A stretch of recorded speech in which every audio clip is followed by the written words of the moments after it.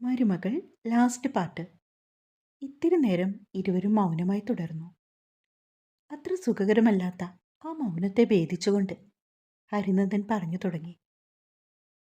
വിവാഹം കഴിഞ്ഞു കൃത്യം 3-ാം മാസമായപ്പോൾ, അതിനു മുമ്പേ തന്നെ ഞാൻ വിവാഹം കഴിച്ച കുട്ടിക്ക് മറ്റൊരു ബന്ധമുണ്ടായിരുന്നു. വീട്ടുകാരുടെ നിർബന്ധത്തിന് വഴങ്ങിയാണ് ആ കുട്ടി എന്നെ വിവാഹം കഴിച്ചത്. അവരിപ്പോഴും അയാളെ മനസ്സിൽ കൊണ്ട് നടക്കുവാണെന്ന് പറഞ്ഞ് എൻ്റെ മുമ്പിൽ കരഞ്ഞു. ചിന്തിച്ചപ്പോൾ ഞാൻ കരുതി, പരസ്പരം ഇഷ്ടപ്പെടുന്ന രണ്ടുപേരല്ലേ ഒന്നിക്കേണ്ടത്. അങ്ങനെ എൻ്റെ സമ്മതത്തോടു കൂടി തന്നെയാണ് അവർ സ്നേഹിച്ചയാൾക്കൊപ്പം പോയത്. അന്നതറിഞ്ഞ നാട്ടുകാരും കുടുംബക്കാരും എല്ലാവരും എന്നെ ഒറ്റപ്പെടുത്തി.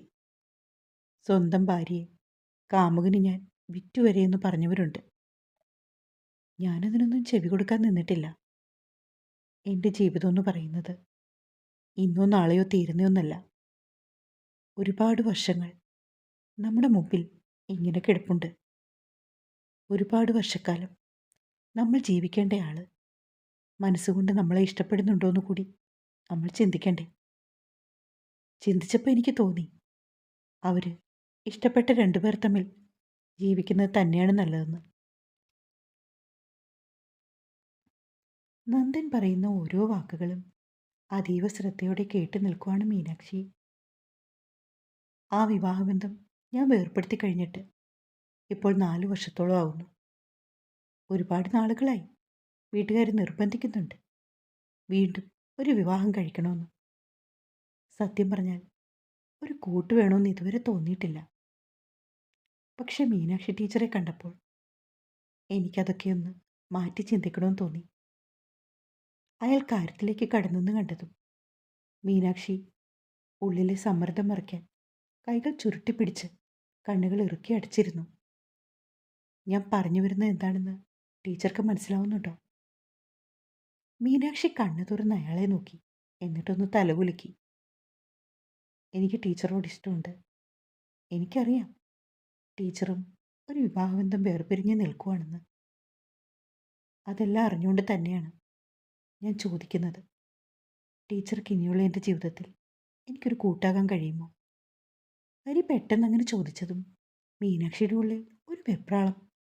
സർ, സർ ഞാൻ... അവൾ എന്തൊക്കെയോ പറയാൻ കഴിയാതെ ബുദ്ധിമുട്ടുണ്ടെന്ന് ഹരിനന്ദന് മനസ്സിലായി. ടീച്ചറുടെ ലൈഫിൽ മുൻപ് നടന്ന ഒരു കാര്യങ്ങളും എനിക്കറിയണ്ട. അങ്ങനെയുള്ള ഒരു വക കാര്യങ്ങളും ചിക്കിച്ചിക്ക് ഞാൻ വരത്തുമില്ല. ഏകദേശം 1 വർഷത്തോളമായി ഞാൻ കാണുന്ന മീനാക്ഷി ടീച്ചറെ എനിക്കറിയാം.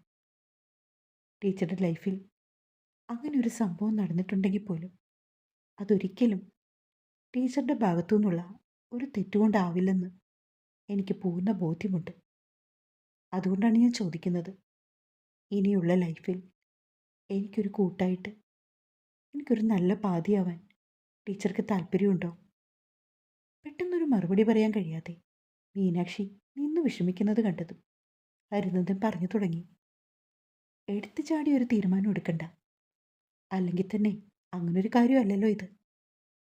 ടീച്ചർ സമയമെടുത്ത് നല്ല പോലെ ആലോചിക്കുക, വീട്ടുകാരോടൊക്കെ സംസാരിക്കുക. അതിനുശേഷം എനിക്കൊരു മറുപടി മതി. എൻ്റെ മനസ്സിൽ ടീച്ചറോട് എനിക്കൊരു ഇഷ്ടം തോന്നിയപ്പോൾ അത് നേരിട്ട് വന്ന് പറയുന്നതാണ് മര്യാദയെന്ന് തോന്നി. അതുകൊണ്ടാണ് ഞാനിപ്പോൾ ടീച്ചറെ വിളിച്ചതും നമ്മളിങ്ങനെ സംസാരിച്ചതും. അപ്പോഴേക്കും സമയം അല്പം മുന്നോട്ട് പോയിരുന്നു. കുട്ടികൾ ഓരോരുത്തരായി വന്നു തുടങ്ങി.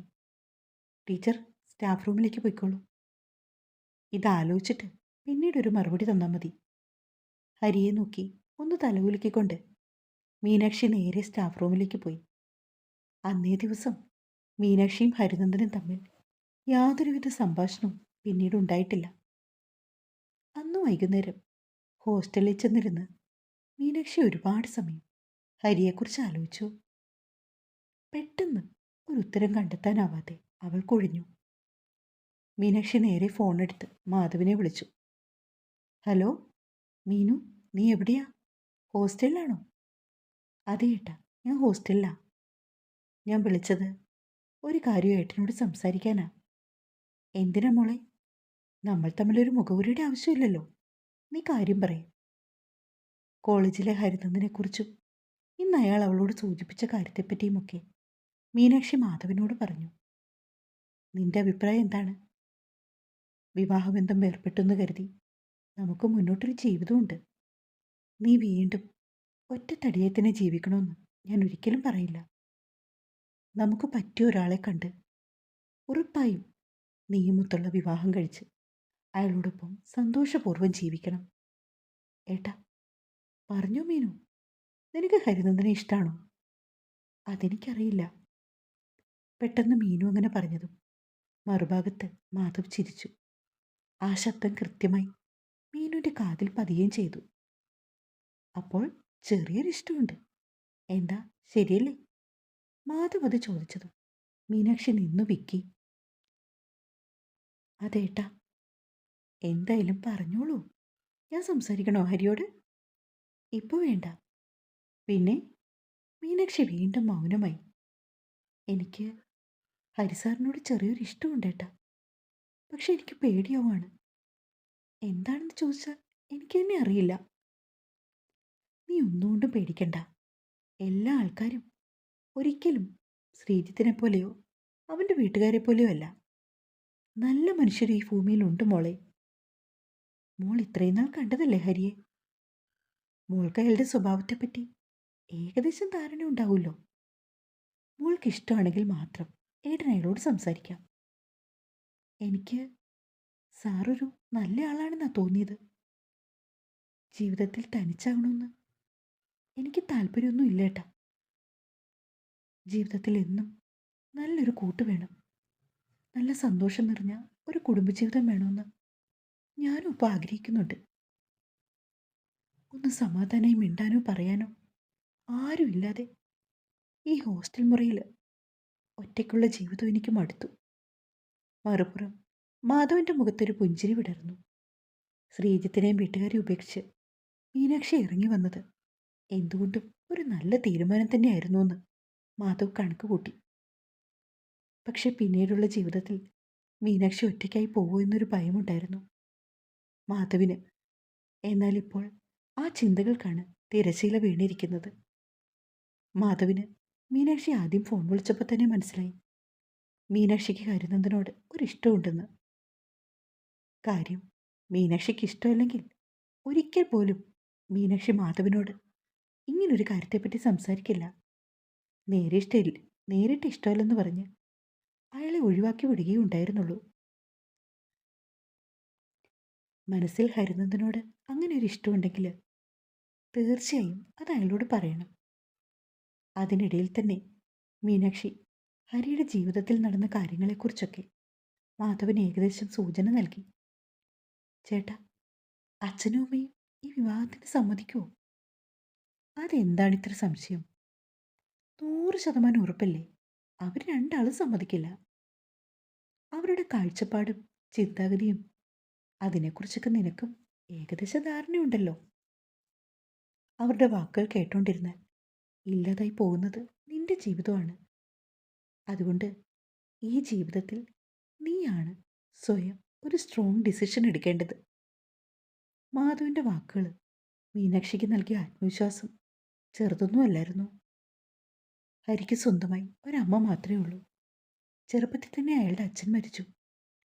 ഹരിയുടെ അമ്മ കോളേജിലെ പ്രൊഫസറായിട്ട് റിട്ടയർ ചെയ്തു. അയാളും അമ്മയും മകനും തമ്മിൽ വൈകിട്ടെന്തോ സംസാരിച്ച് ചായ കുടിച്ചുകൊണ്ടിരുന്ന നേരത്താണ് അവൻ്റെ ഫോണിലേക്ക് മീനാക്ഷിയുടെ കോൾ എത്തിയത്.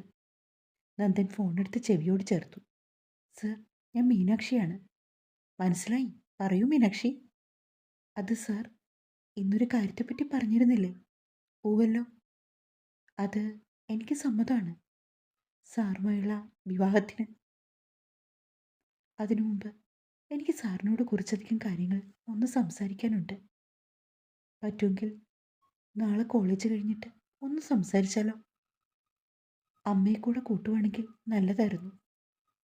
പിറ്റേന്ന് കോളേജ് കഴിഞ്ഞ് അവിടെ അടുത്തുള്ള ഒരു പാർക്കിലേക്ക് മീനാക്ഷിയും ഹരിയും പോയി. ഹരിയുടെ അമ്മ അവിടേക്ക് നേരിട്ട് എത്തിക്കോളാമെന്നാണ് പറഞ്ഞത്. ഹരിനൻ്റെ അമ്മ സരസ്വതിക്ക് മീനാക്ഷിയെ കണ്ട മാത്രയിൽ ഒരുപാട് ഇഷ്ടമായി. കുറേ വർഷകാലത്തെ പരിചയമുള്ളവരെ പോലെ അവർ അവളെ കണ്ട മാത്രയിൽ ഓടി വന്ന് അവളോട് സംസാരിക്കുകയും കൈത്തണ്ടയിൽ പിടിക്കുകയും ഒക്കെ ചെയ്തു. അവളുടെ കാര്യങ്ങളൊക്കെ അന്വേഷിച്ചു. അവരുടെ ആ സംസാരത്തിൽ തന്നെ മീനാക്ഷിക്ക് മനസ്സ് നിറഞ്ഞുപോയി. പിന്നീട് അവർ ഇരുവരോടുമായി മീനാക്ഷി പറഞ്ഞ കാര്യങ്ങൾ അത്രയും അവൾക്ക് മുൻപുള്ള ജീവിതത്തിൽ അവൾ അനുഭവിച്ച ട്രോമകളെപ്പറ്റിയും അവൾക്ക് നേരിടേണ്ടി വന്ന പ്രശ്നങ്ങളെപ്പറ്റിയും അവളുടെ സ്വന്തം മാതാപിതാക്കളെപ്പറ്റിയും ഏട്ടനെക്കുറിച്ചും ഒക്കെയായിരുന്നു. എല്ലാം കേട്ട് കഴിഞ്ഞപ്പോൾ അവൾ എങ്ങനെ 2 വർഷക്കാലം ഈ ബന്ധത്തിൽ കടിച്ചു തൂങ്ങി നിന്നു എന്നോർത്ത് ഹരിനന്ദനും അമ്മ സരസ്വതിയും അതിശയപ്പെട്ടു പോയി. മോളെ, ഇങ്ങനൊരു ജീവിതത്തിൽ നിന്ന് ഇപ്പോഴെങ്കിലും ഇറങ്ങി വരാൻ നീ ഒരു ധൈര്യം കാണിച്ചല്ലോ. ഇങ്ങനെയൊക്കെ സംഭവിച്ചാൽ ഇന്നത്തെ കുട്ടികൾ തിരഞ്ഞെടുക്കുന്നത് മറ്റു പല വഴികളാണ്. നീ എന്തായാലും ആ രീതിയിലൊന്നും ചിന്തിച്ചില്ലല്ലോ. മോളെ, ഹരിക്കൊരു കൂട്ട് വേണം. അത് മാത്രമേ ഞാൻ ആഗ്രഹിച്ചിട്ടുള്ളൂ. ഒരുപാട് കാലം ഒന്നിച്ച് ജീവിക്കേണ്ടവരാണ്. ഒരു സുഹൃത്തിനെ പോലെ എന്തും തുറന്നു പറയാനുള്ള സ്വാതന്ത്ര്യമുള്ള ഒരാൾ. എവിടെ പോയാലും എത്ര വന്നാലും അയാളിലേക്ക് ഓടിയെത്താനുള്ള ഒരാഗ്രഹം നമ്മൾക്കുണ്ടാവണമെങ്കിൽ മാത്രമേ ആ ജീവിതം മുന്നോട്ട് പോകത്തുള്ളൂ. സരസ്വതി പറയുന്നതെല്ലാം മീനാക്ഷി തലകുലുക്കി കേട്ടു. കാര്യം അവൾക്കും അറിയായിരുന്നു, അതൊക്കെ തന്നെ സത്യമാണെന്ന്. വല്ലാത്തൊരു സന്തോഷത്തോടെ, സന്തോഷത്തേക്കാൾ ഉപരി സംതൃപ്തി എന്ന് പറയുന്നതാണ് കൂടുതൽ ശരി. അതെ, സംതൃപ്തിയോടെയാണ് മീനു തിരികെ ഹോസ്റ്റലിലേക്ക് പോയത്. മാധവിനെ വിളിച്ചവൾ കാര്യങ്ങളെല്ലാം പറഞ്ഞു. എല്ലാം കേട്ട് കഴിഞ്ഞപ്പോൾ മാധവിനും ഒരുപാട് സന്തോഷമായി. അച്ഛനെയും അമ്മയും വിളിച്ചറിയിച്ചപ്പോൾ വഴക്ക് മാത്രമാണ് അവൾക്ക് അവരുടെ പക്കൽ നിന്ന് കിട്ടിയത്. മാത്രമല്ല, ഇനി മേലിൽ അവരെ വിളിച്ചു പോകരുത് എന്നൊരു താക്കീതും കിട്ടി. ഇപ്പോൾ മീനു അതൊന്നും ഗൗനിക്കാറില്ല. കാരണം തൻ്റെ സ്വന്തം അച്ഛനും അമ്മയാണെങ്കിൽ പോലും അവരുടെ യഥാർത്ഥ സ്വഭാവം അവൾ മനസ്സിലാക്കി കഴിഞ്ഞതാണ്. പിന്നെ തൻ്റെ ജീവിതത്തിൽ അത്രയും പ്രധാനപ്പെട്ട ഒരു കാര്യം അത് നടക്കാൻ പോകുമ്പോൾ അച്ഛനെ അമ്മയെ അറിയിക്കുന്ന ഒരു മര്യാദയുണ്ടല്ലോ, അതിൻ്റെ പേരിൽ മാത്രമാണ് അവൾ അവരെ വിളിച്ചത്. അതിനുശേഷം പിന്നെയും ഏകദേശം 1 മാസം കഴിഞ്ഞിട്ടാണ് ഹരിനന്ദനും മീനുവും തമ്മിലുള്ള വിവാഹം രജിസ്റ്റർ ഓഫീസിൽ വെച്ച് നടന്നത്. അധികം ആരുമില്ലാത്ത വളരെ ചെറിയൊരു വിവാഹം. ഹരിയുടെ ഉറ്റ സുഹൃത്ത് കിരണും ഹരിനന്ദനും അമ്മ സരസ്വതിയും മീനുവിൻ്റെ ആങ്ങള മാധവും മാധവൻ്റെ ഭാര്യ ലക്ഷ്മിയും, ഇത്രയും പേർ മാത്രമുള്ള ഒരു ചെറിയ ചടങ്ങ്. അന്നേ ദിവസം രാത്രി ഹരിയുടെ നെഞ്ചിൽ തല ചായ്ച്ചുറങ്ങുമ്പോൾ താൻ ജീവിതത്തിൽ ഇന്നോളം അനുഭവിച്ചതിൽ വച്ച് ഏറ്റവും സുരക്ഷിതത്വം തോന്നിയവൾക്ക് പിന്നീടുള്ള ദിവസങ്ങൾ അക്ഷരാർത്ഥത്തിൽ അവളെ അതിശയപ്പെടുത്തുന്നതായിരുന്നു. അമ്മായിയമ്മയെന്ന് പറയുമ്പോൾ ശോഭനയെപ്പോലെ ദുഷ്ടതയും കൂടുതൽ കുടിലതയും നിറഞ്ഞ ഒരു സ്ത്രീയാണ് മീനുവിൻ്റെ മനസ്സിലെ കണക്കുകൂട്ടലിലുണ്ടായിരുന്നത്. അതെല്ലാം പാടെ തെറ്റിച്ചുകൊണ്ട് സരസ്വതി അവളോട് പെരുമാറി. അവളുടെ ഇഷ്ടങ്ങൾ കണ്ടറിഞ്ഞ് അവൾക്ക് ചെയ്തു കൊടുത്തു. സ്നേഹത്തോടെയും കരുതലോടെയും അവളെ ചേർത്ത് നിർത്തുന്ന സരസ്വതിയോട് മീനാക്ഷിക്ക് ഹൃദയത്തിൻ്റെ ഉള്ളിൽ നിന്നുള്ള സ്നേഹമായിരുന്നു. ഹരിനന്ദനാണെങ്കിലും മറിച്ചായിരുന്നില്ല. മീനുവിൻ്റെ ഓരോ ചെറിയ വേദനകളിലും സന്തോഷങ്ങളിലും ഹരിനന്ദൻ ഒപ്പമിരുന്നു. ഒരുമിച്ചുള്ള കോളേജിൽ പോക്കും ഒന്നിച്ചുള്ള മടങ്ങിവരവുകളും പിന്നീട് സരസ്വതി മൊത്ത് വീട്ടിലുള്ള സന്തോഷമേറിയ നിമിഷങ്ങളും മീനു അവളുടെ ജീവിതത്തിലെ ഏറ്റവും വലിയ സന്തോഷങ്ങൾ നിറഞ്ഞ നിമിഷങ്ങളിലൂടെയായിരുന്നു കടന്നു പോയിക്കൊണ്ടിരുന്നത്. എന്നാൽ ഇതേ സമയം ശ്രീജിത്തിൻ്റെ വീട്ടിൽ സമാധാനമില്ലാതെ പല രാത്രികളിലും ശ്രീജിത്ത് നന്നേ വൈകിയാണ് എത്തിയത്. വീട്ടിലെത്തിയാൽ തന്നെ അമ്മയും ഭാര്യയും തമ്മിലുള്ള പ്രശ്നം, ഭാര്യയും അനിയത്തിയും തമ്മിലുള്ള പ്രശ്നം, അങ്ങനെ മൊത്തത്തിൽ പ്രശ്നങ്ങളായിരുന്നു അവിടെ. ശ്രീനിധിയെ ഒന്നും രണ്ടും പറഞ്ഞ് കാര്യങ്ങളെല്ലാം മനസ്സിലാക്കി ഹരിയുടെ വീട്ടിലേക്ക് തിരിച്ചയക്കാമെന്ന് വെച്ചാൽ 2 ദിവസത്തിൽ കൂടുതൽ അവിടെ നിൽക്കില്ല അവൾ. ശ്രീനിധി ഈ വീട്ടിൽ തന്നെ തുടർന്നാൽ ഇനി ഒരിക്കലും അവിടേക്ക് മടങ്ങി വരില്ലെന്നും പറഞ്ഞ് ശ്രുതി അവളുടെ വീട്ടിലേക്ക് പോയി. ശ്രീജിത്തിനും ഇപ്പോൾ കാര്യങ്ങൾ ഏകദേശം മനസ്സിലായി. അമ്മയ്ക്കും തൻ്റെ അനിയത്തിക്കും തൻ്റെ സന്തോഷമോ താനൊരു നല്ല കുടുംബജീവിതം നയിക്കണമെന്നോ അല്ല. അവരുടെ സ്വാർത്ഥ താല്പര്യങ്ങൾ നടക്കണം. അതിനുവേണ്ടി തൻ്റെ ശമ്പളം മറ്റെങ്ങും കൈവിട്ടു പോകരുത്. തനിക്കൊരു കുടുംബജീവിതം ഉണ്ടാകരുത് എന്നൊക്കെ അവർ ആത്മാർത്ഥമായി ആഗ്രഹിക്കും പോലെ ശ്രീജിത്തിന് തോന്നി. അന്നൊരു ശനിയാഴ്ച ദിവസമായിരുന്നു. സമയം 7 കഴിഞ്ഞിട്ടും മീനാക്ഷി ഉറക്കമുണർന്നില്ല. രാവിലെയുള്ള ജോഗിംഗ് ഒക്കെ കഴിഞ്ഞ് നന്ദൻ മടങ്ങിയെത്തിയപ്പോൾ അവൾ നല്ല ഉറക്കത്തിലാണ്. അയാളെ ഏറെ നേരം തട്ടി വിളിച്ച ശേഷമാണ് അവൾ ഉറക്കത്തിൻ്റെ ആലസ്യത്തിൽ നിന്നും ഉണർന്നെണീറ്റത്. എന്തുപറ്റി മീനു, സുഖമില്ലേ? മീനാക്ഷിയുടെ നെറ്റിയിലും കഴുത്തിലുമൊക്കെ കൈ വെച്ചുകൊണ്ട് ആകുലതയോടെ അവളോടവൻ ചോദിച്ചു. ഇല്ല, വല്ലാത്തൊരു ക്ഷീണം. ഇത്രയും ഉറങ്ങിപ്പോയത് അറിഞ്ഞതേയില്ല. അതും പറഞ്ഞുകൊണ്ട് കട്ടിലിൽ നിന്ന് എഴുന്നേറ്റ് വേച്ചു വീഴാൻ പോയവളെ പിടിച്ചു നിർത്തിയത് ഹരിനന്ദനാണ്. എന്താണ് പറ്റിയത്? അത്രമേൽ ആർദ്രമായൊരു ചോദ്യം. അറിയില്ല, 2 ദിവസം കൊണ്ട് ഇങ്ങനെയാ, മീനാക്ഷി പറഞ്ഞു. തൻ്റെ പീരിയഡ്സൊക്കെ പ്രോപ്പറല്ലേ? ഒരു കള്ളച്ചിരി ചുണ്ടിലൊളിപ്പിച്ച് കണ്ണിൽ കടലോളം ആഗ്രഹം നിറച്ച് ചോദിക്കുന്ന ഹരിനന്ദനെ കണ്ടതും ഞൊടിയിടയിൽ മീനുവിൻ്റെ മിഴികൾ റൂമിൽ തൂക്കിയിട്ടിരിക്കുന്ന കലണ്ടറിലേക്ക് നീണ്ടു. അവൾ ഓടിപ്പോയി കലണ്ടറിൻ്റെ പേജുകൾ മറിച്ചു. കണ്ണ് നിറയുന്നുണ്ടായിരുന്നു ആ നിമിഷം മീനുവിന്. എന്താടോ, എന്തു പറ്റി? അവളുടെ നിറഞ്ഞ കണ്ണുകൾ കണ്ടതും ഒരാശങ്കയോടെ അവളെ സ്നേഹത്തോടെ ചേർത്ത് നിർത്തിക്കൊണ്ട് ഹരി ചോദിച്ചു. എനിക്കൊരു സംശയം. നിറക്കണ്ണുകളോടെ അത് പറയുന്ന മീനുവിനെ നോക്കിയതും കാര്യങ്ങൾ ഏകദേശം മനസ്സിലായതുപോലെ ഹരിയുടെ ചുണ്ടുകൾ അവളുടെ നെറ്റിമേൽ അമർന്നു. മീനുവിന് വിശേഷം വന്നപ്പോൾ ഏറ്റവും കൂടുതൽ സന്തോഷിച്ചത് ലക്ഷ്മിയായിരുന്നു. കാര്യം, ഒരു കുഞ്ഞിനു വേണ്ടി വർഷങ്ങളായിട്ട് നോമ്പ് നോറ്റ് പ്രാർത്ഥനകളും വഴിപാടും ഒക്കെയായിട്ട് ജീവിക്കുകയാണ് അവർ. അങ്ങനെയുള്ളവർക്ക് മീനാക്ഷിക്ക് ഒരു ഉണ്ടാകാൻ പോകുന്നു എന്ന വാർത്ത തെല്ലൊന്നുമല്ല അവരെ സന്തോഷിപ്പിച്ചത്. ദിവസങ്ങളും മാസങ്ങളും തെന്നി മാറിപ്പോയി. മീനാക്ഷിക്ക് ഇത് 8ാം മാസമാണ്. ജോലിയിൽ നിന്നൊക്കെ താൽക്കാലികമായി ലീവെടുത്ത് നിൽക്കുവാണവൾ. ഒരു വെള്ളിയാഴ്ച വൈകുന്നേരം പുറത്തേക്ക് പോകാൻ റെഡിയായി ഹരിനന്ദനെ കാത്ത് ഉമ്മറപ്പടിയിൽ നിൽക്കുവാണവൾ. അകത്ത് കയറിയിരിക്കുമോളെ, അവൻ ഇപ്പോൾ വരും. നിറവയറുമായി വഴികണ്ണുകളോടെ ഹരിയെ നോക്കി നിൽക്കുന്ന അവളെ കാണുകെ സരസ്വതി നിർബന്ധിച്ചകത്തേക്കിരുത്തി. ഹരി വന്ന ശേഷം ഒരുമിച്ച് ബീച്ചിലേക്ക് പോകാം എന്നു പറഞ്ഞതിനാൽ അയാളെ വെയിറ്റ് ചെയ്ത് നിൽക്കുവാണവൾ. ഈ സമയത്ത് മീനാക്ഷിക്ക് ഏറെ ഇഷ്ടം ബീച്ചിൽ കൂടി കടൽ വെള്ളത്തിൽ കാൽ നനച്ച് ഇങ്ങനെ നടക്കുന്നതാണ്. കടൽക്കാറ്റേറ്റ് ഹരിനന്ദനോട് കഥകൾ പറഞ്ഞ് ചൂട് കടലയും കഴിച്ചുകൊണ്ടുള്ള ആ നടപ്പ് അവൾക്കിപ്പോൾ ഏറെ ഇഷ്ടമാണത്. തങ്ങൾക്കൊപ്പം വരാൻ സരസ്വതി ഏറെ നിർബന്ധിച്ചു. അവർ വരാൻ കൂട്ടാക്കാതായതോടെ ഹരിനന്ദനും മീനാക്ഷിയും മാത്രമായി ബീച്ചിലേക്ക് യാത്ര തിരിച്ചു. കടൽ വെള്ളത്തിൽ കാൽ നനച്ച് ഒരു പൂമ്പാറ്റയെപ്പോലെ പാറി നടക്കുകയാണവൾ. അവളുടെ ആ സന്തോഷം കണ്ട് നിറഞ്ഞ ചിരിയോടെ അവൾക്ക് പിന്നിൽ തന്നെ ഹരിയുമുണ്ട്. പതിവ് പോലെ വീട്ടിൽ ഇന്നും വഴക്കായത് കാരണം ജോലി കഴിഞ്ഞ് വീട്ടിൽ മടങ്ങിയെത്തിയിട്ടും നിവർത്തിയില്ലാതെ പുറത്തേക്ക് ഇറങ്ങിയതാണ് ശ്രീ. അവൻ ആദ്യമൊക്കെ വിചാരിച്ചത് ശ്രീനിധിയാണ് പ്രശ്നക്കാരിയെന്നാണ്. അങ്ങനെയാണ് ഒരുവിധം കാര്യങ്ങളെല്ലാം പറഞ്ഞു മനസ്സിലാക്കി ശ്രീനിധിയെ ഹരിക്കൊപ്പം ദുബായിക്ക് അയച്ചത്. എന്നാലിപ്പോൾ ശ്രുതിയും ശോഭനയുമാണ് പ്രശ്നം. കാരണം മറ്റൊന്നുമല്ല, ശ്രീനിധി ആ വീട് വിട്ട് ഹരിക്കൊപ്പം ദുബായിൽ പോകാൻ കാരണക്കാരി ശ്രുതിയാണെന്ന് പറഞ്ഞുകൊണ്ട് അവളോട് പോരെടുക്കുകയാണ് ശോഭന.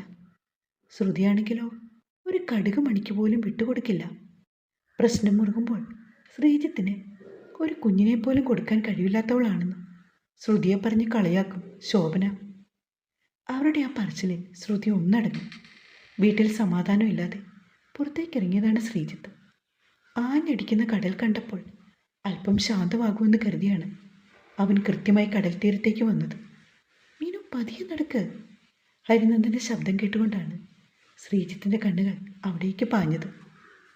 മീനാക്ഷിയുടെ വിവാഹം കഴിഞ്ഞുവെന്ന് ഒരിക്കൽ ശ്രീനിധി പറഞ്ഞ് ശ്രീജിത്ത് അറിഞ്ഞിരുന്നു. പക്ഷെ ഡിവോഴ്സിന് ശേഷം മീനാക്ഷിയെ കൺമുമ്പിൽ ഇത്രയടുത്ത് കാണുന്നത് ഇതാദ്യമായിട്ടാണ്. നന്നേ തുടുത്ത് ഭംഗിയേറിയ അവളുടെ കവിളുകളും കണ്ണിലെ സന്തോഷവും മാത്രം നോക്കി നിന്നവൻ്റെ കണ്ണുകൾ പെട്ടെന്നാണ് വീർത്തുണ്ടി നിൽക്കുന്ന അവളുടെ വയറിലേക്ക് പതിഞ്ഞത്. ഒരു കൈ വയറിൽ താങ്ങി ഹരിനന്ദനോട് എന്തോ കളി പറഞ്ഞ് മുന്നോട്ട് നടക്കുവാണവൾ. ആ സമയം ശ്രീജിത്ത് പോലും പ്രതീക്ഷിക്കാതെയാണ് മീനാക്ഷിയുടെ നോട്ടം അവനെ പതിഞ്ഞത്. മീനാക്ഷിയുടെ കണ്ണുപോയ വഴിയെ ഹരിനന്ദൻ്റെ മിഴികളും സഞ്ചരിച്ചു. ക്ഷീണിച്ച അവശനായി എല്ലൊന്തിയ കവളുകളും തിളക്കം നഷ്ടപ്പെട്ട കണ്ണുകളുമായി തന്നെ നോക്കുന്ന ശ്രീജിത്താണോ എന്ന് മീനു ഒരു വേള സംശയിച്ചു. അവൻ കടന്നുപോകുന്ന സാഹചര്യങ്ങൾ അത് കൃത്യമായി വെളിപ്പെടുത്തുന്നതായിരുന്നു അവൻ്റെ മുഖഭാവം. ഇരുവരും പരസ്പരം കണ്ട മാത്രയിൽ മീനു മുഖം തിരിച്ച് മുന്നോട്ട് നടന്നു കഴിഞ്ഞു. ഹരിനന്ദൻ്റെ കൈകൾ മീനുവിനെ തന്നോട് ചേർത്ത് പിടിച്ചു.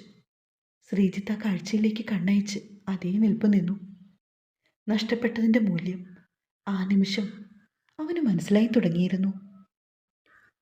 ശുഭം. കഥ ഇഷ്ടമെങ്കിൽ പ്ലീസ് സപ്പോർട്ട് മീ.